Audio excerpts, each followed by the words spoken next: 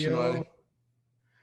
Let me check my settings just to be sure. Video, and maybe it was. There we go. This is better, right? That's it. Hey, sorry about that. No problem at all. Okay, so I'm going to let you take it away. Okay, cool. Let me share my screen so you can see what we'll be doing. And I'm just going to assume that everything is okay with that. So thanks for having me, Ian.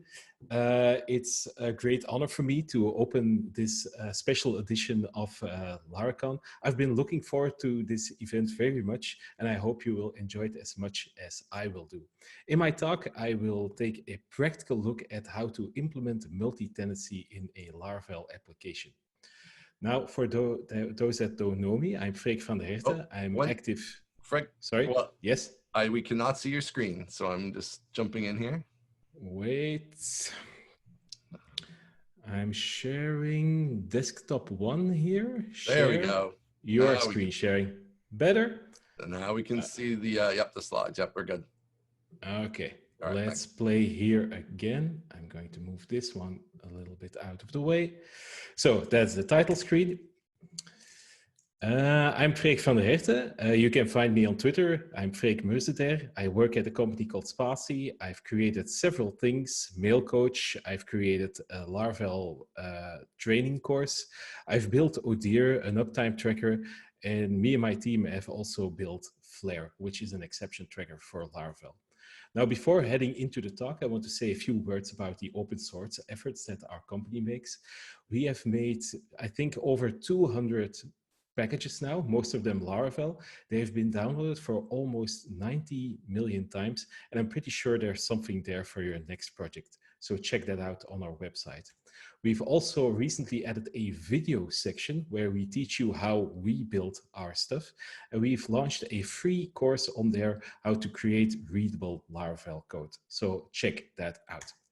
So with that out of the way, let's talk about multi-tenancy in Laravel. What is multi-tenancy?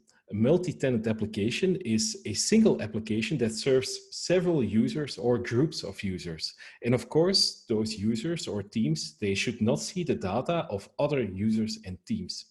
And there are multiple approaches on how to achieve this. You can achieve this with a single database. You can use multiple databases. For a single database, you will probably tack on like a team ID in tables where that's necessary.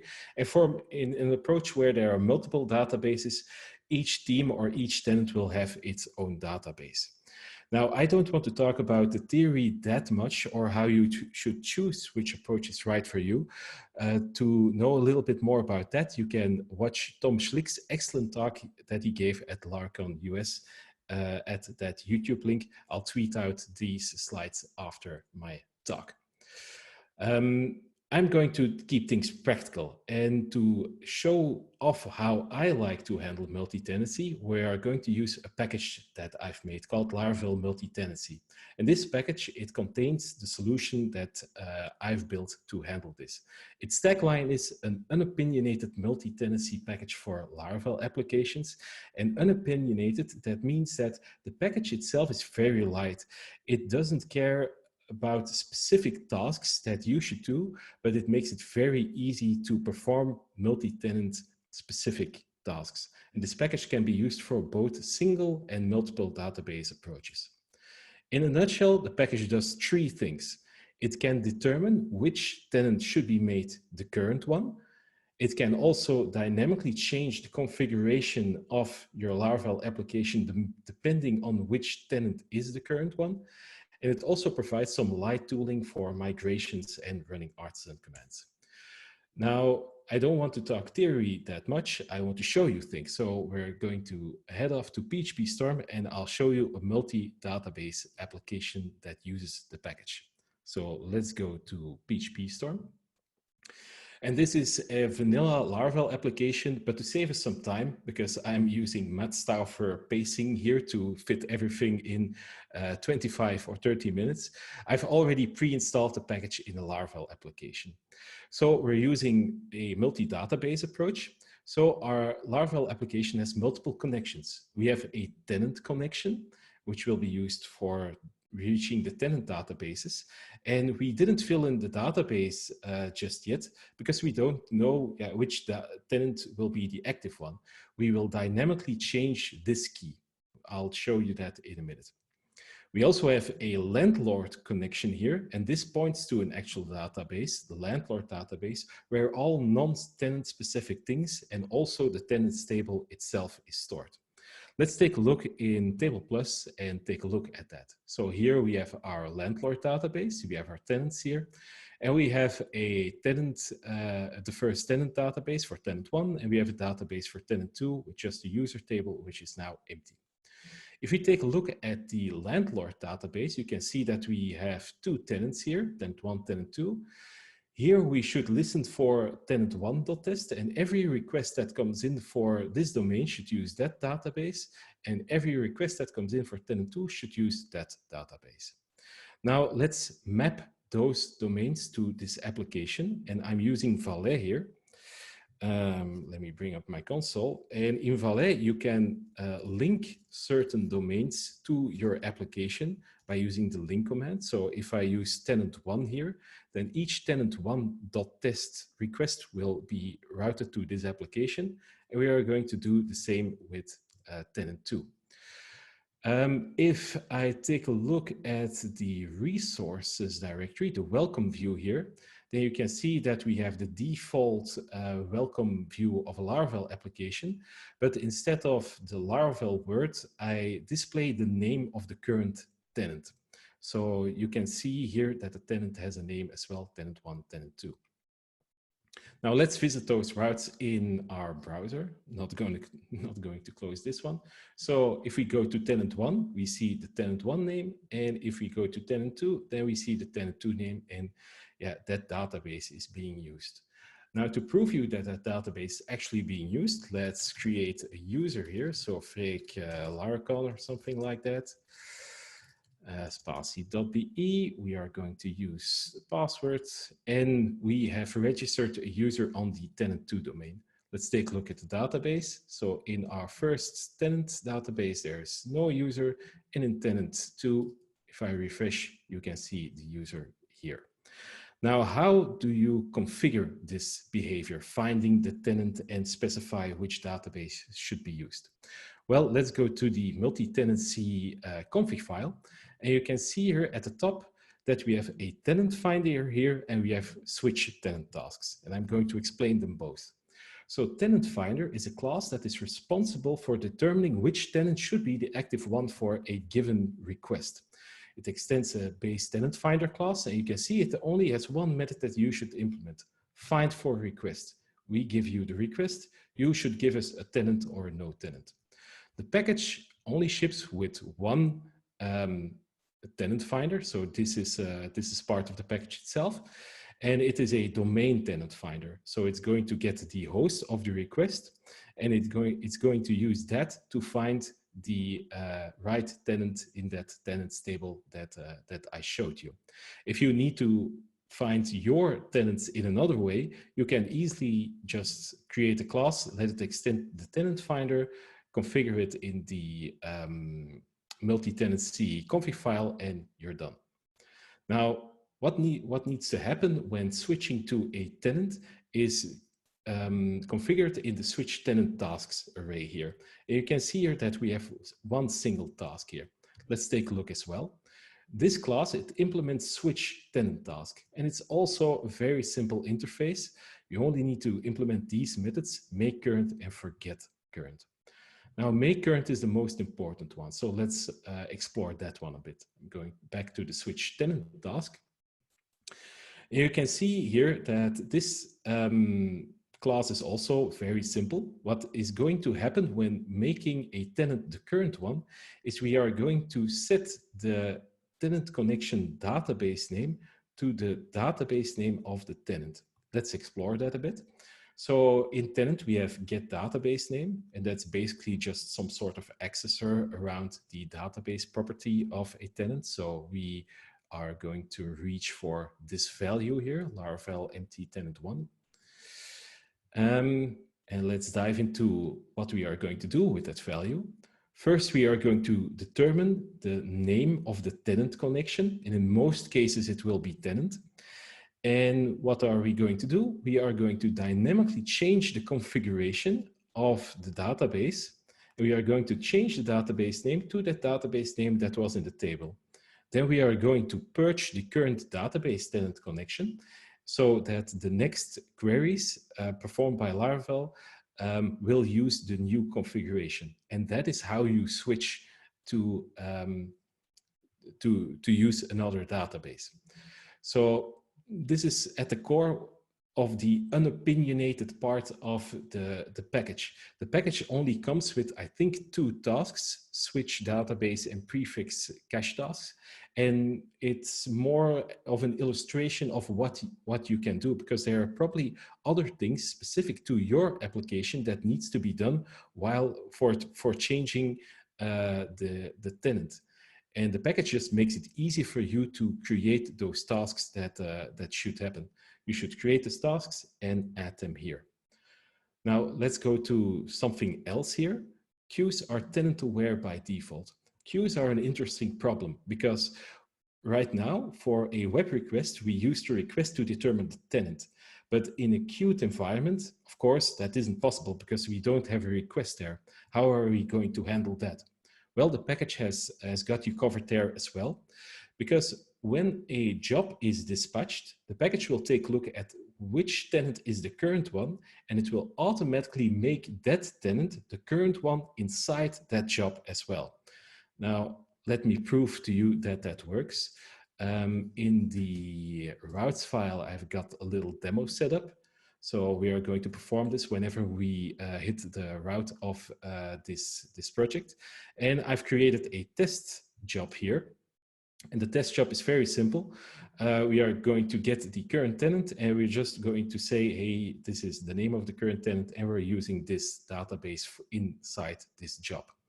And I'm not using the sync driver here. I'm using Redis. So let's start up Horizon to do this. But I'm first going to flush Redis. So we certainly don't have other jobs in there now. So let's start Horizon. Let's also tail the log. So I should type here, tail the log like that. And with any luck, if I go to the browser here, and if I go to tenant 1 here, that job should now start. And you can see hello from tenant 1. And if there's a job dispatched while tenant 2 is active, then we get, hopefully, yeah, there it is, tenant 2 from, we use tenant 2 inside that job as well. So that works. So let's discover a bit how that works behind the scenes. I'm going to the service provider of the package here. So in the service provider, we set everything up for the package.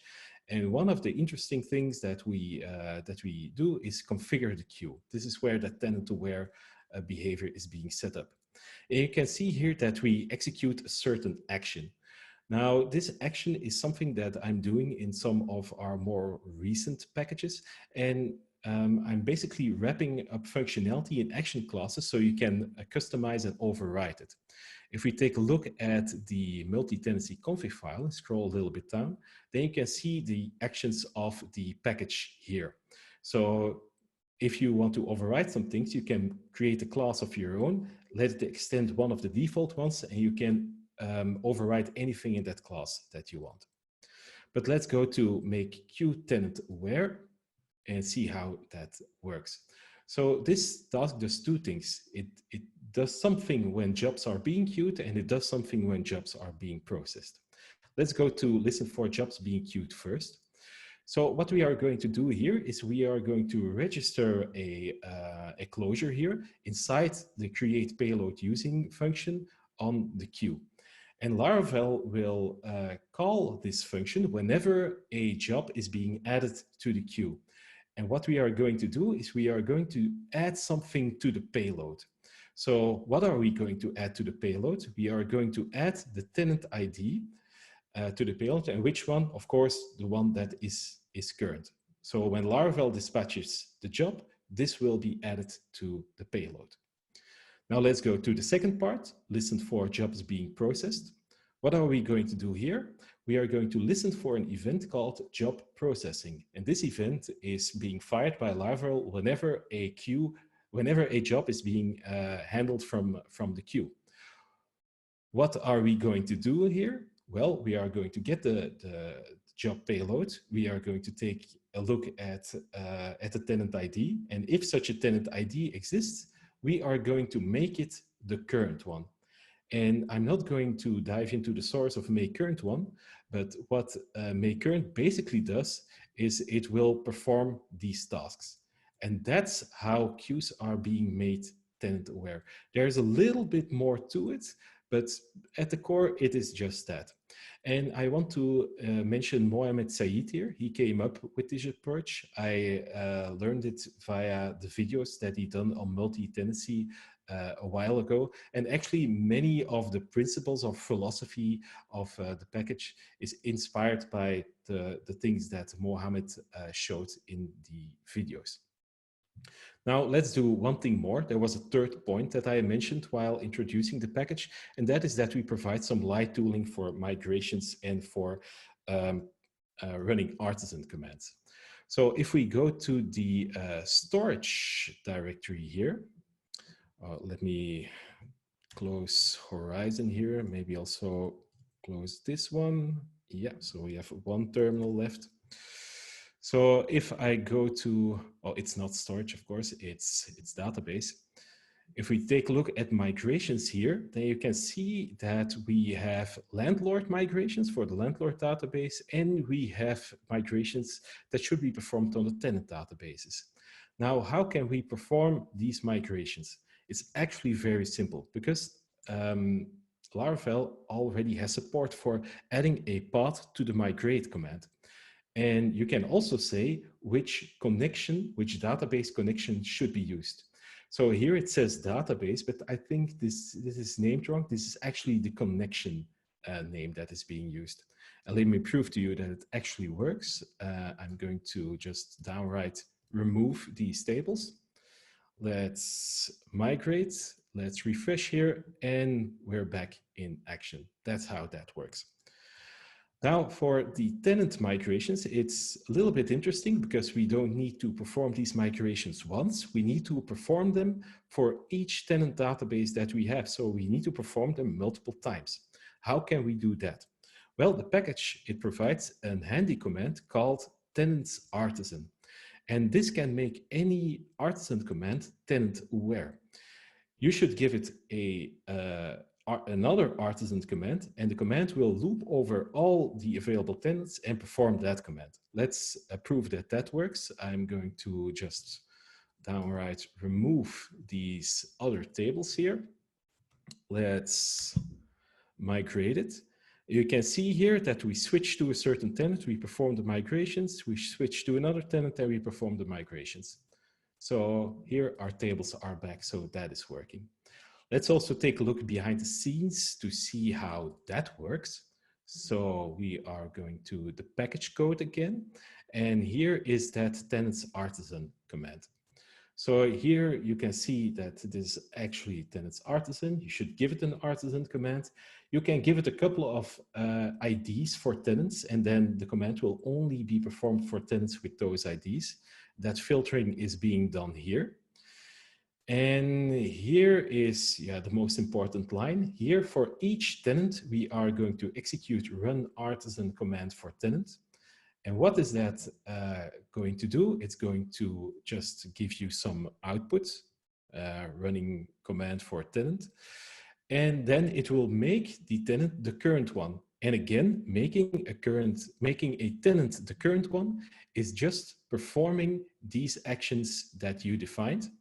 And after that, we're just going to call that artisan command. And that is basically all there is to it. I want to give some credit for this approach to my colleague, Sebastian, who came up with this elegant solution on how to do this. So multi-tenancy, it can be a little bit daunting, but I think the approaches here are pretty straightforward. It's not that heavy at all. let's go back to the slides. So Laravel Multi-tenancy is a lightweight package that you can adapt to your own needs. It is very customizable. It can be used for single and for multiple database strategies. And we've documented everything that you saw here and more on our documentation site. Now, Laravel Multi-tenancy by Spatie is not the only multi-tenancy package out there. There are lots of alternatives, and I've listed them in the README of our package. So be sure to take a look at those as well. Now, I want to make the case of not using this package. Do you really need a package for multi-tenancy?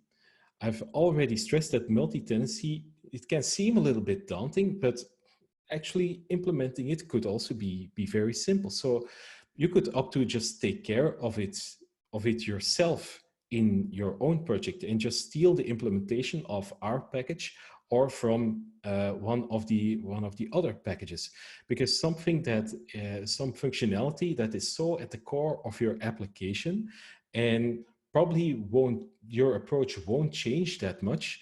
Maybe it's good to have that inside of your application itself, and then you have just one less dependency to worry about. So that's something that you need to keep in mind yourself as well.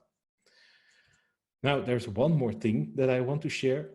Yeah, we work a lot on packages, and I sometimes get asked, do you ever work on client projects? And yeah, me and my team, we work on very large projects, and those projects take months and years. And actually, the Laravel Multi-tenancy was created for one of those big projects that we're working on, as is Laravel event sourcing and packages like Laravel view models. And we think we have a good way of building multi-tenancy or larger than average applications. And that's why we have created a video course and a book where we want to share our experience and our knowledge. The book and video course is called Laravel Beyond CRUD. It is our way of building large maintainable applications, not the way. I don't believe in like a single way to do this, but many of the principles are applicable to smaller projects as well. And we got a discount code for you, which is valid for a week or so. And that is all that I have for you. If you want to know more about multi-tenancy, I'll be on the Discord. I'll also go on the discourse chat. And that is basically all that I have for you. Thank you for your attention and have a great Laracon. Awesome. Fantastic job. And ahead of schedule. Look at that. Whew. Yeah, I think this was the fastest pacing talk that I ever done. Well, it was a great start to it. This is the most people watching we've ever had at the start of the conference, over 2,600 right now. So cool. Great way to kick it off. Thanks a lot. Thanks, Ian. And yeah, have fun today. Yes, trying.